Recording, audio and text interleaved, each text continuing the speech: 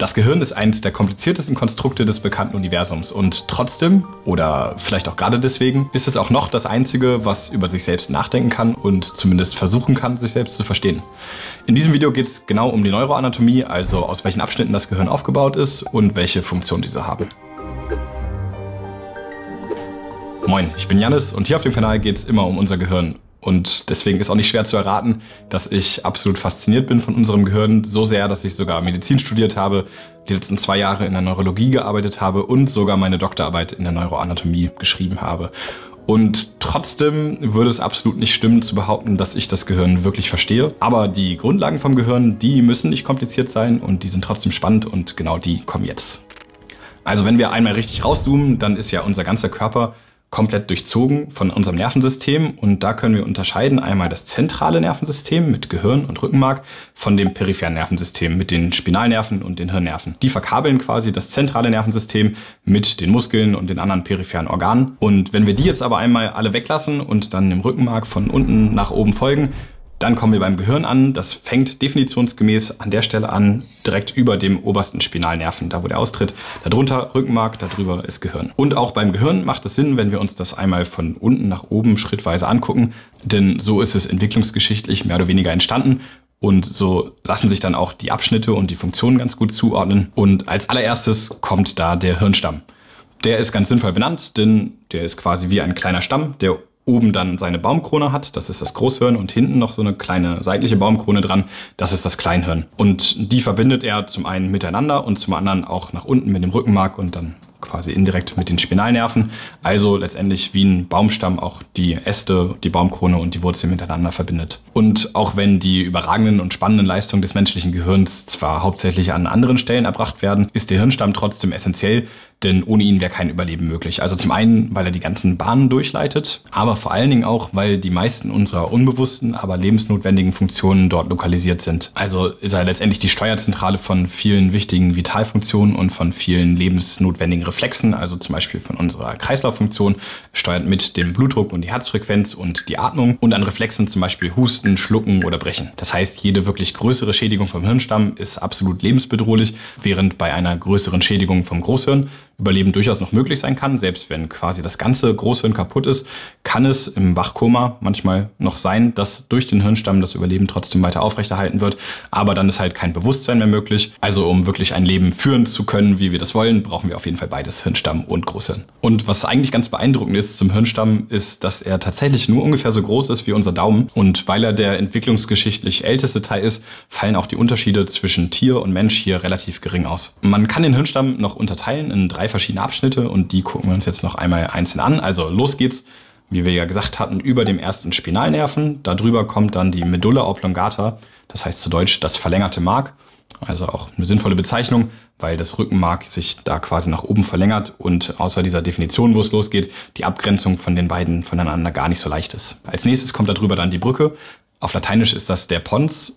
Und so kann man sich übrigens ganz gut als Kenner outen, wenn man sagt der Pons, obwohl es die Brücke auf Deutsch heißt, weil auf Lateinisch ist der dann korrekt, auch wenn ich nie Latein hatte, aber so wurde es mir gesagt.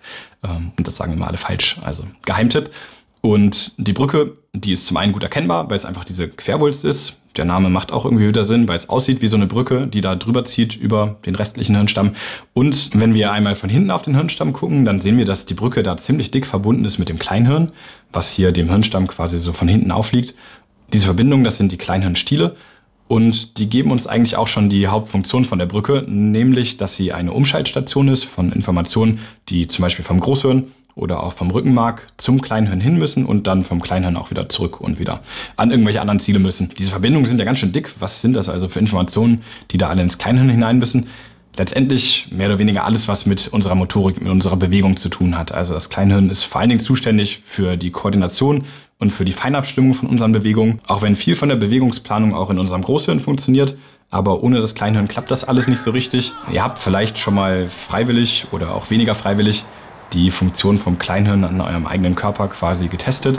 Nämlich, wenn man wirklich stark betrunken ist, die ganzen Koordinationsstörungen, die dann auftreten, die sind größtenteils dadurch bedingt, dass das Kleinhirn nicht mehr so richtig funktioniert. Das ist nämlich ziemlich anfällig für Alkohol. Und das ist letztendlich auch der Grund, warum die Untersuchung von Polizisten in der Verkehrskontrolle oder von Neurologen in der Notaufnahme, also zum Beispiel dieses auf einem Strich laufen oder mit dem Finger gucken, wie gut man die Nase treffen kann, ziemlich ähnlich sind.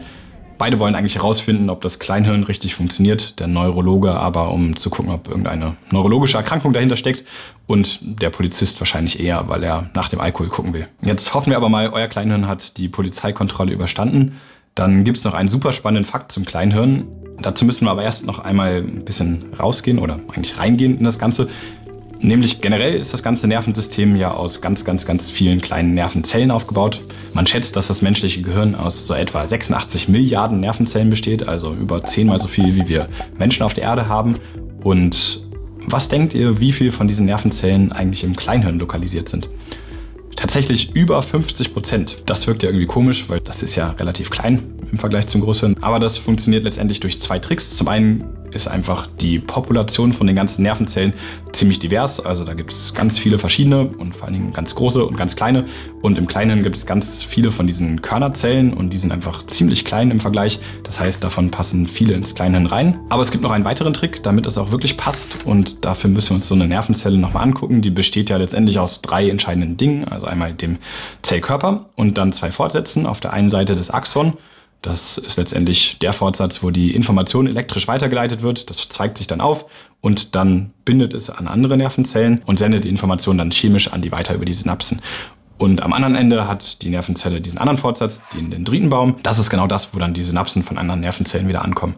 Und mit diesen Nervenzellen, da hat die Evolution anscheinend herausgefunden, dass es nicht so wahnsinnig gut funktioniert, wenn man die einfach so chaotisch zusammenklumpt und alle ins Gehirn reinsteckt, sondern die sind tatsächlich fein säuberlich sortiert. Und so ist es, dass diese ganzen Zellkerne sich an einer Stelle immer sammeln und dass dann die Axone, die teilweise sehr weit laufen müssen, bis sie bei ihrer Zielzelle ankommen, relativ geordnet und getrennt davon verlaufen. Und diese Stellen, wo sich diese Nervenzellkörper sammeln, die sehen auch tatsächlich anders aus. Die sind etwas dunkler. Das sind also wirklich eure grauen Zellen, also die graue Substanz. Auch wenn das tatsächlich beim lebenden Menschen meistens eher etwas rosa aussieht und nicht so grau. Und die Bereiche, wo dann nur die Axone durchlaufen, das ist dann die weiße Substanz. Wenn man jetzt ganz viele von diesen Nervenzellkörpern an einer Stelle versammeln will, dann kann man das natürlich entweder in so einem Klumpen machen. Das gibt's auch. Das sind zum Beispiel dann die Hirnnervenkerne im Hirnstamm oder die Basalganglien auch im Großhirn. Und auch im Kleinhirn gibt es ein paar kleine davon. Aber eine weitere Möglichkeit ist es, die ganzen Nervenzellkerne in so einer Schicht anzuordnen. Und das ist ganz entscheidend, sowohl im Kleinhirn als auch im Großhirn. Also wenn wir uns dieses Kleinhirn mal angucken, dann hat es ja ganz viele ganz feine Furchen und feine Erhebungen. Und wenn wir das einmal schräg durchschneiden, dann sieht man, dass wirklich oben an der Oberfläche dieses gräuliche Band ist. Das ist die graue Substanz, das ist die Hirnrinde vom Kleinhirn. Und genau da sammeln sich auch diese ganzen unzähligen Körnerzellen. Und das ist der zweite Trick, dass das Kleinhirn einfach so wahnsinnig gefaltet ist, weil es halt gerne das so organisiert, dass die ganzen Zellkörper an der Oberfläche in diesem Band, in diesem Kortex drinstecken. Und wenn das Kleinhirn einfach eine Kugel wäre, dann wäre ja ziemlich wenig Oberfläche da. Aber durch diese starke Fältelung hat es sehr viel mehr Oberfläche und dadurch passen diese ganzen Zellen dann auch geordnet und wunderschön sortiert da rein. Aber damit genug zum Kleinhirn. Jetzt gehen wir nochmal zurück zum Hirnstamm. Da fehlt noch der dritte und letzte Teil. Das ist das Mittelhirn oder das Mesencephalon. Das sieht eigentlich auch ganz interessant aus. Also von vorne sehen wir einmal hier diese Hirnschenkel, so heißen die tatsächlich. Und wenn wir von hinten drauf gucken, das Kleinhirn einmal ausblenden, dann sehen wir die Vierhügelplatte mit wirklich diesen 4 Erhebungen. Und bei Vögeln und Reptilien ist das Mittelhirn super wichtig. Da enden ganz viele Bahnen von Sinnesorganen, also die Sehbahn, die Hörbahn und auch die von der Sensibilität und werden dann da wirklich endgültig weiterverarbeitet. Dafür hat bei uns Menschen der Platz im Mittelhirn nicht mehr ausgereicht. Das wurde größtenteils an den Kortex vom Großhirn ausgelagert. Aber auch wenn das arme Mittelhirn diese ganzen Funktionen bei uns abgeben musste, bleibt das trotzdem immer noch wichtig, wie eigentlich alles im Gehirn. Da wird kein Platz verschwendet. Was jetzt zum Beispiel noch übrig bleibt, ist die Steuerung von unseren Augenmuskeln. Und wenn man einmal quer durchschneidet, dann sieht man hier auf beiden Seiten so einen Bereich, der etwas schwärzer ist. Das liegt daran, dass das eine Ansammlung von Nervenzellkernen ist, die etwas mehr Eisen haben als die sonstigen Zellen. Dadurch sieht das so dunkel aus. Und das ist die Substantia nigra. Die kann man schon mit zu den Basalganglien zählen, die auch wieder wichtig für die Bewegung sind. Und wenn die Substantia nigra nicht mehr richtig funktioniert, dann führt das zur Parkinson-Krankheit. Über dem Mittelhirn endet dann der Hirnstamm. Der ist jetzt also abgehakt. Aber es kommt noch nicht direkt das Großhirn, was man hier sieht, sondern es gibt noch einen Bereich dazwischen. Das ist passenderweise das Zwischenhirn oder auf Griechisch der Fachbegriff ist das Diencephalon. Und da wird es schon richtig spannend. Also das Zwischenhirn, das besteht aus mehreren Ebenen, die alle irgendwie Thalamus mit im Namen haben. Das ist einmal der Thalamus wirklich selbst, dann zum Beispiel noch der Hypothalamus und der Epithalamus und noch einige weitere.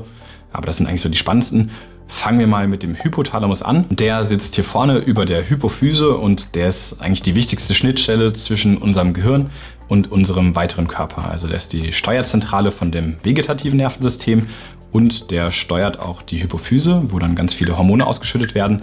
Und so steuert der Hypothalamus ganz wichtige Verhaltensweisen wie zum Beispiel Hunger, Durst, Schlafen und Wachsein und auch unser Sexualverhalten. Und gucken wir aber einmal von der Hypophyse, die hier dran hängt, der vorderen Drüse, nach hinten an das Zwischenhirn, dann gibt es auch noch eine Drüse und das ist die Epiphyse oder zu Deutsch die Zirbeldrüse. Die heißt Zirbeldrüse, weil sie wohl so ähnlich aussieht wie so ein Zapfen von der Zirbelkiefer.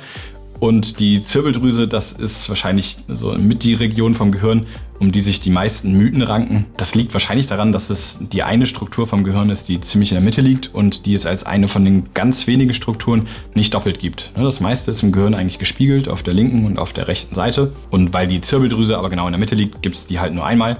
Und das hat unter anderem schon den französischen Philosophen René Descartes dazu gebracht, dass er vermutet hat, dass das der Sitz der Seele ist. Diese ganzen Mythen, viele von denen halten sich auch heutzutage noch ziemlich stark. Da ist nicht so viel dran. Aber was die Epiphyse wirklich macht und was auch wichtig ist, ist, dass sie Melatonin ausschüttet und dadurch unseren Schlaf- und Wachrhythmus steuert. Das letzte große Element vom Diencephalon, vom Zwischenhirn, ist der Thalamus. Der liegt hier quasi mehr in der Mitte, auf beiden Seiten. Nicht wie die Epiphyse gibt es das nicht nur einmal, sondern gleich zweimal. Und der Thalamus, das ist quasi so der Türsteher von unserem Gehirn. Also alles, was wir irgendwie sehen, hören, schmecken oder fühlen, das will ja irgendwie zu unserer Großhirnrinde, damit uns das Ganze bewusst werden kann und damit wir bewusst damit was anfangen können. Aber weil das wahnsinnig viele Informationen sind, müssen die alle erstmal durch den Thalamus durch und der sortiert dann ordentlich aus, was ins Großhirn rein kann und was nicht rein kann. Und ohne den Thalamus kommt da nichts durch. Wenn der Thalamus aber gut gelaunt ist und die Information durchlässt, dann geht's ins Großhirn und das ist das, was uns Menschen auch wirklich besonders ausmacht. Also im Unterschied zum Hirnstamm ist hier der Unterschied zur Maus auch ganz deutlich. Allein schon von der Größe und beim Menschen macht das Großhirn tatsächlich so 80-85% von der gesamten Masse von unserem Gehirn aus. Und es ist auch der am weitesten differenzierte, also der am weitesten und am neuesten entwickelte Teil unseres Gehirns. Und besonders spannend davon ist die Großhirnrinde, der Kortex. Die Tatsache, dass ihr mich gerade sehen könnt und mich hören könnt und hoffentlich sogar versteht, was ich sage und euch vielleicht sogar etwas davon merken könnt, für alles davon ist der Kortex essentiell. Und der ist erstmal riesig, der überzieht ja wirklich hier das gesamte Großhirn. Aber verschiedene Bereiche haben verschiedene Aufgaben und dank seiner Windungen und den Furchen, von denen zumindest die ganz großen auch eigentlich bei allen Menschen ziemlich ähnlich sind, kann man diese verschiedenen Bereiche auch ziemlich gut eigentlich auch schon makroskopisch unterscheiden. Die Fachbegriffe sind dafür vielleicht auch noch ganz nützlich. So eine Furche nennt man beim Großhirn Sulcus und so eine Windung nennt man Gyrus. Nicht Gyros, sondern Gyrus mit U. Und so lässt sich das Großhirn dann erstmal aufteilen in 4 große Lappen. Das ist einmal der Frontallappen, dann der Parietallappen, der Occipitallappen und der Temporallappen. Und dann gibt es das Ganze doppelt, wie ja die meisten Dinge im Gehirn. Das heißt, es gibt eine linke Hemisphäre und eine rechte Hemisphäre. Und die sind verrückterweise weitgehend voneinander getrennt. Aber es gibt eine wirklich große Verbindung. Das ist der Balken in der Mitte. Durch den laufen etwa 200 Millionen Nervenfasern. Und bei Menschen, die eine schwere Epilepsie hatten, wurde das früher manchmal gemacht, dass dieser Balken durchtrennt wurde. Das Verrückte dabei ist, dass diese Menschen im Alltag kaum Auffälligkeiten gezeigt haben. Also tatsächlich konnten die ziemlich gut auch ohne diese Verbindung, ohne diesen Balken leben. Aber bei genaueren Untersuchungen hat man dann doch herausgefunden, dass die Verbindung natürlich wichtig ist und nicht umsonst da ist. Es gibt da ganz verrückte Dinge, weil die Funktion der beiden Hirnhälften teilweise unterschiedlich aufgeteilt ist.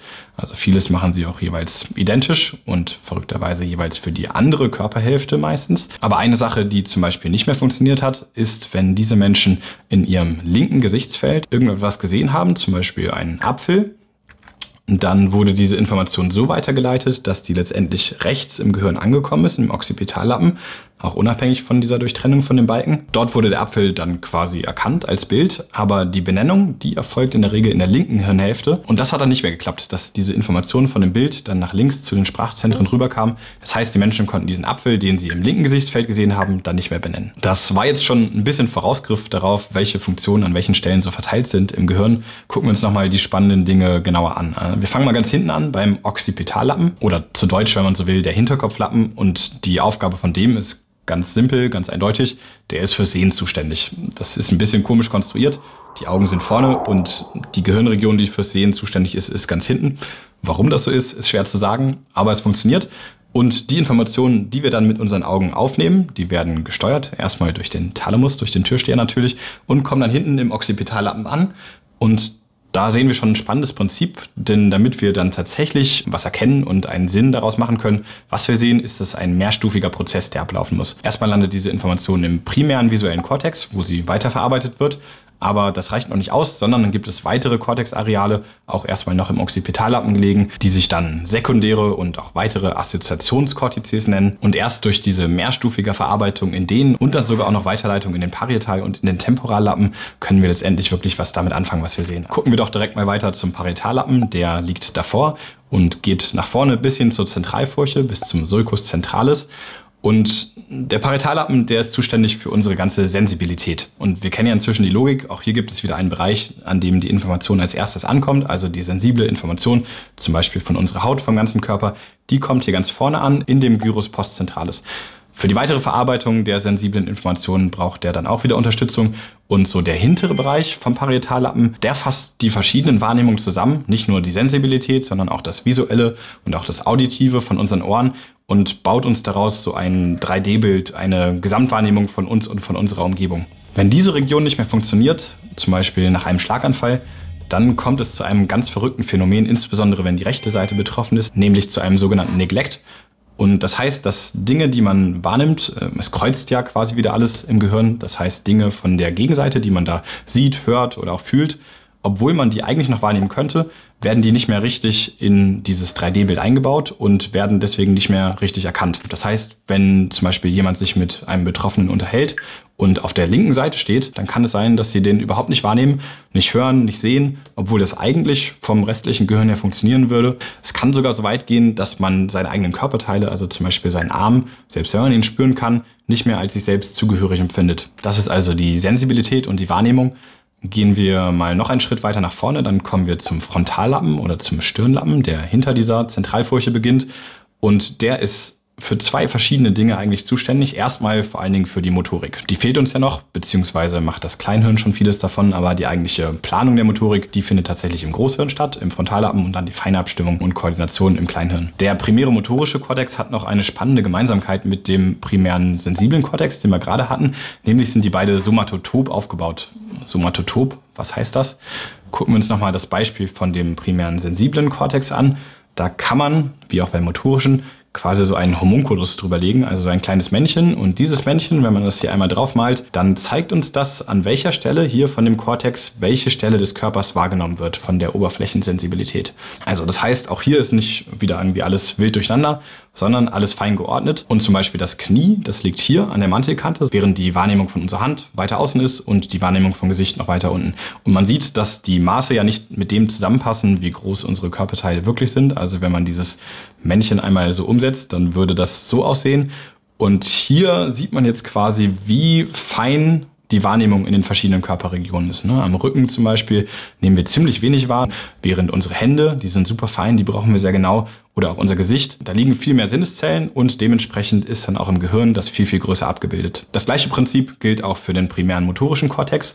Und wenn es jetzt eine ganz kleine Schädigung, zum Beispiel einen kleinen Schlaganfall an einer Stelle gibt, dann ist das tatsächlich auch dazu passend. Also wenn hier zum Beispiel an der Stelle, wo die Hand gesteuert wird, dann ein Mini-Schlaganfall ist, dann kann auch einfach nur die Hand wieder auf der Gegenseite gelähmt sein. Aber ich hatte ja gesagt, der Frontallappen hat neben der Motorik noch eine zweite Aufgabe und das habe ich jetzt schon mehrfach gesagt, aber da wird es wirklich spannend. Also der vorderste Bereich, der präfrontale Kortex, den braucht man wirklich für Aufmerksamkeit, zum Nachdenken, zum Planen, zum Entscheidung treffen. Und man sagt auch, dass hier quasi der Sitz der Persönlichkeit ist. Es gibt eine richtig berühmte Geschichte, wie man das erste Mal darauf gekommen ist, dass diese Funktionen dort lokalisiert sein könnten.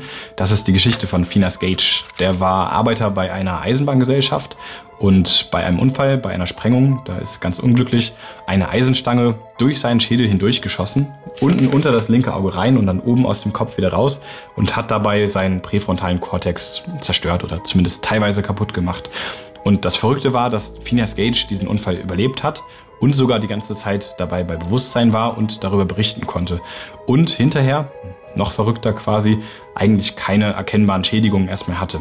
Wir wissen ja jetzt, dass quasi die Motorik und die Sensorik und auch das Sehen weiter hinten angesiedelt sind und diese Bereiche hat es nicht verletzt. Das heißt, er konnte alles ganz normal spüren und bewegen. Aber was dann relativ schnell doch seine Freunde und Verwandten und Mitarbeiter festgestellt haben, war, dass er von der Persönlichkeit einfach verändert war. Dass er nicht mehr der gleiche Phineas Gage war, wie sie ihn kannten. Früher war er wohl sehr ruhig und zuverlässig und dann sei er sehr viel impulsiver und unzuverlässiger geworden. Also wirklich eine total verrückte Geschichte, aber die illustriert auch sehr gut, wie man früher Dinge übers Gehirn hauptsächlich herausgefunden hat. Nämlich einfach zufällig, dadurch, dass es irgendwelche Unfälle gab und man dann feststellen konnte, wo das Gehirn geschädigt war und was dann nicht mehr funktioniert hat. So funktioniert das heute auch noch teilweise. Also zum Beispiel konnte ich auf der Schlaganfallstation eindrücklich sehen, wenn man das CT oder das MRT vom Kopf eines Patienten sieht, da sehr genau sehen kann, an welcher Stelle die Schädigung ist und dann die Patienten auch selber sieht und untersuchen kann und feststellt, an welcher Stelle sie zum Beispiel etwas nicht mehr bewegen können oder nicht mehr spüren können. Aber zum Glück gibt es auch heute in der Hirnforschung andere Möglichkeiten, nämlich das funktionelle MRT, wo man ganz ohne Schädigung quasi live mitverfolgen kann, welche Regionen des Gehirns mehr Energie verbrauchen, also gerade stärker arbeiten, während man den untersuchten Leuten irgendwelche Aufgaben gibt. Hier zum Beispiel ein Bild davon, die Person, die da untersucht wurde, die musste mit den Fingern tippen, also die Finger bewegen. Und jetzt können wir unsere Kenntnisse nochmal testen. Die Region, die hier so rot-gelb aufleuchtet, die ist hauptsächlich im Gyrus präzentralis, also da, wo die Motorik gesteuert wird. Und wenn wir den Homunculus hier nochmal drüber legen, dann passt es sogar ziemlich genau, dass die Stelle rot-gelb aufleuchtet, an der die Hand gesteuert wird. Also das ist ein wahnsinniger Fortschritt von der Forschung und hier funktioniert das auch super gut. Das Verrückte dabei ist, dass es selten so simpel ist wie an dieser Stelle, sondern dass man meistens auch dabei eher herausfindet, dass die Dinge komplizierter sind, als man sie früher dachte und an vielen Funktionen doch mehrere Gehirnregionen einfach in der Zusammenarbeit beteiligt sind. Aber diese großen Einteilungen, die wir jetzt durchgegangen sind, die passen ziemlich gut. Es fehlt uns aber noch ein letzter Lappen, und zwar der Temporallappen, der hier an der Seite liegt, oder zu Deutsch ist es der Schläfenlappen. Der hat zum Occipital- und zum Parietallappen hin keine so richtig scharfe Abgrenzung, aber zum Frontallappen ist er durch diese riesige Furche hier, den sogenannten Sulcus lateralis, abgetrennt. Und der Temporallappen, bei denen ist die Funktion ein bisschen weniger eindeutig. Wir hatten ja vorher Sehen, Fühlen, Motorik und dann so Persönlichkeit und die ganzen ganz komplexen Sachen. Der Temporallappen, der ist eher multimodal, also der macht viele Sachen, unter anderem das Riechen, das Hören, auch noch viele Funktionen fürs Verstehen und für das visuelle Erkennen von Gegenständen und dann ganz entscheidend auch das Gedächtnis oder die Gedächtnisbildung. Dafür gucken wir das Gehirn nochmal von unten an. Und dann sehen wir hier diesen kleinen Haken, der nennt sich Uncus. In diesem Uncus, da liegt oberflächlich die Riechrinde und darunter, da wird es noch spannender, da steckt die Amygdala. Die ist ja so für die emotionale Einfärbung von unseren Wahrnehmungen und auch von unseren Erinnerungen zuständig.